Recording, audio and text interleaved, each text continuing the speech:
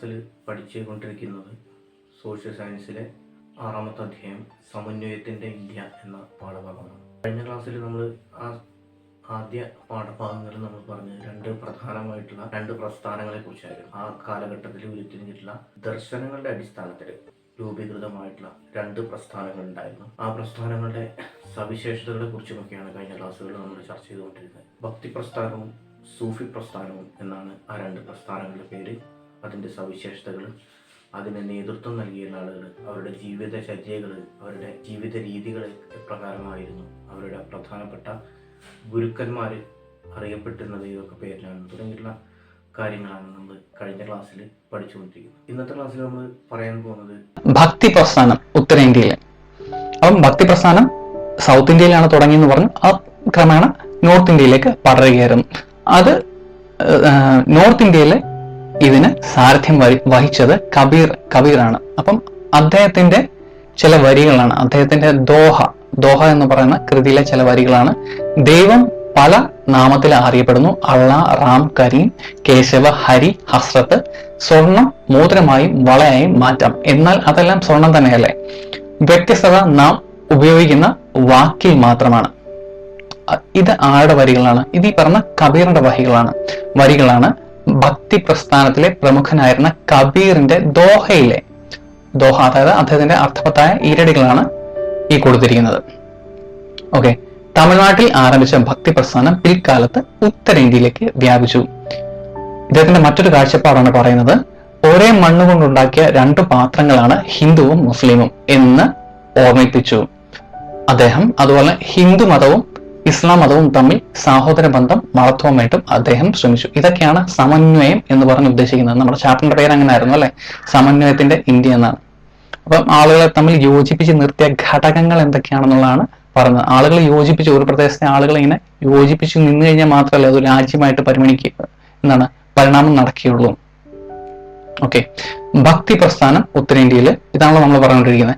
എല്ലാ ജാതിക്കാരെയും മതസ്ഥരെയും ഒന്നിപ്പിക്കുന്ന സ്നേഹത്തിന്റെ മതം പ്രചരിപ്പിക്കലായിരുന്നു കബീറിന്റെ ലക്ഷ്യം. ജാതി, മതം, വർണ്ണം, കുടുംബം, സമ്പത്ത് തുടങ്ങിയവയുടെ അടിസ്ഥാനത്തിലുള്ള വിവേചനത്തെ കബീർ ശക്തമായിട്ട് എതിർത്തു. ജാതി വ്യവസ്ഥയും തൊട്ടുകൂടായ്മയും ശക്തമായി എതിർത്ത കബീർ മാനവിക ഐക്യത്തിന് ഊന്നൽ നൽകി. ഇതൊക്കെയാണ് സമന്വയം എന്ന് പറഞ്ഞ് ഉദ്ദേശിക്കുന്നത്. അതുപോലെ വിഗ്രഹ ആരാധന, തീർത്ഥാടനം, പുണ്യ നദീ സ്നാനം എന്നിവയെ അദ്ദേഹം നിരാകരിച്ചു. സന്യാസം സ്വീകരിക്കുന്നതിനായി ഗാർഹിക ജീവിതം ഉപേക്ഷിക്കുന്നതിനെയും അദ്ദേഹം അനുകൂലിച്ചില്ല. അതുപോലെ ഏകദൈവ വിശ്വാസത്തിന് ഊന്നൽ നൽകിയ മറ്റൊരു പ്രബോധകനാണ് നാനാക്ക്. അപ്പം നമ്മൾ കുറച്ചു മുമ്പ് പറഞ്ഞ ഭക്തി പ്രസ്ഥാനം, ഇനി പറയാൻ പോകുന്നത് നാനാക്കിനെ പറ്റിയാണ്. ഓക്കെ, അപ്പം ഭക്തി പ്രസ്ഥാനത്തിനെ പറ്റി നമ്മൾ ഓർക്കേണ്ട പ്രധാന കാര്യങ്ങൾ എന്തൊക്കെയാണ്? ഇദ്ദേഹത്തിന്റെ ഈരടികളാണ് ദോഹ, ഇദ്ദേഹത്തിന്റെ പ്രശസ്തമായ ഈരടികളാണ് ദോഹ. അതുപോലെ ഹിന്ദു മുസ്ലിം ഐക്യത്തിന് വേണ്ടി നിലകൊണ്ട ആളാണ് കബീർ. ഇതാണ് പ്രധാനമായിട്ടും ഓർക്കേണ്ടത്.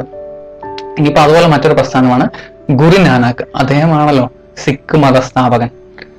ഏകദൈവ വിശ്വാസത്തിന് ഊന്നൽ നൽകിയ മറ്റൊരു പ്രബോധകനാണ് ഗുരു നാനാക്ക്.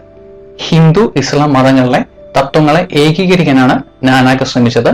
മതസഹിഷ്ണുത, സാർവത്രിക സാഹോദര്യം എന്നീ ആശയങ്ങളുടെ വക്താവായിരുന്ന അദ്ദേഹം ഹിന്ദു ഇസ്ലാം മതങ്ങളെ ബാഹ്യ അനുഷ്ഠാനങ്ങളെ എതിർത്തു. അതുപോലെ ദൈവത്തിലേക്ക് എത്തുവാൻ സ്വഭാവത്തിലും പെരുമാറ്റത്തിലും ശുദ്ധി വേണമെന്ന് അദ്ദേഹം പറഞ്ഞു. വിഗ്രഹ ആരാധന, അതുപോലെ തീർത്ഥാടനം തുടങ്ങിയവ അദ്ദേഹം നിശിതമായിട്ട് എതിർത്തു. മധ്യമാർഗമാണ് അദ്ദേഹം പ്രോത്സാഹിപ്പിച്ചത്. ഷാബാദ് എന്ന് അറിയപ്പെടുന്ന പ്രാർത്ഥനാ ഗീതങ്ങൾ നാനാക്കിന്റെ സംഭാവനയാണ്. അപ്പോൾ ഇതിനകത്ത് ഓർക്കേണ്ട കാര്യം, ഷാബാദ് എന്ന് പറയുന്ന പ്രാർത്ഥനാ ഗീതങ്ങൾ ആരുടെ സംഭാവനയാണ്? ഗുരു നാനാക്കിന്റെ സംഭാവനയാണ്. അതുപോലെ ഹിന്ദു ഇസ്ലാം മതങ്ങളെ തത്വങ്ങളെ ഏകീകരിക്കാൻ വേണ്ടിയിട്ടാണ് നാനാക്ക് ശ്രമിച്ചിരുന്നത്. അപ്പം ഇത് രണ്ടും കൂടെ കമ്പൈൻ ചെയ്തിട്ടുള്ള മറ്റൊരു മതമാണ് ഇദ്ദേഹത്തിന്റെ സിഖ് മതം. ഇതിന്റെ രണ്ടിന്റെ ബേസിക് പ്രിൻസിപ്പിൾസ് അവിടെ എടുത്തിട്ടുണ്ട്. മനുഷ്യരെല്ലാം തുല്യരാണ്, അവർക്കിടയിൽ ജാതി വ്യത്യാസം പാടില്ല എന്ന് അദ്ദേഹം ഉറപ്പിച്ചു പറഞ്ഞു. തന്റെ അനുയായികൾ ഒരു പൊതു അടുക്കള, അതായത് ലങ്കറിൽ നിന്ന് ഭക്ഷണം കഴിക്കുവാൻ തയ്യാറാവണമെന്ന് അദ്ദേഹം പറഞ്ഞു. അതായത് ഒരു പൊതു അടുക്കളയിൽ നിന്ന് എല്ലാവരും ജാതി മത വ്യത്യാസമൊന്നും പാടില്ല, അല്ലെങ്കിൽ തൊട്ടുകൂടായ്മയൊന്നും പാടില്ല, എല്ലാവരും ഒരു പൊതു അടുക്കളയിൽ നിന്ന് ഭക്ഷണം കഴിക്കണമെന്ന് അഭിപ്രായപ്പെട്ടത് ഇദ്ദേഹമാണ്.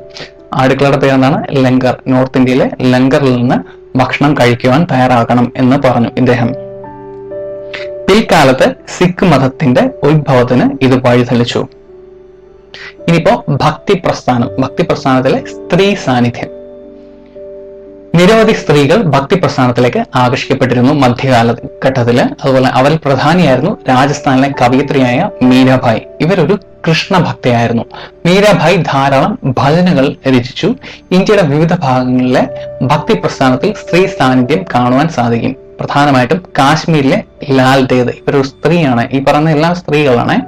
കാശ്മീരിലെ ലാൽ ദേദ്, മഹാരാഷ്ട്രയിലെ ദഹിനാബായി, കർണാടകത്തിലെ അക്ക മഹാദേവി, അതുപോലെ തന്നെ തമിഴ്നാട്ടിലെ ആണ്ടാൾ, കാരക്കൽ അമ്മാർ, ഇവരൊക്കെ ഭക്തി പ്രസ്ഥാനമായിട്ട് ബന്ധപ്പെട്ട് നിൽക്കുന്ന സ്ത്രീകളാണ്. ഒന്നുകൂടെ പറയാം: കാശ്മീരിലെ ലാൽ ദേദ്, മഹാരാഷ്ട്രയിലെ ദഹിനാബായി, കർണാടകത്തിലെ അക്ക മഹാദേവി, തമിഴ്നാട്ടിലെ ആണ്ടാൾ, അതുപോലെ കാരക്കൽ അമ്മാർ. ഈശ്വരന് മുന്നിൽ എല്ലാവരും തുല്യ ആണ് എന്നായിരുന്നു ഭക്തി പ്രചാരകർ പാടിയതും പറഞ്ഞു നടന്നിരുന്നതും. വീണ്ടും അടുത്ത പാഠഭാഗവുമായി നമുക്ക് അടുത്ത ക്ലാസ്സിൽ കാണാം.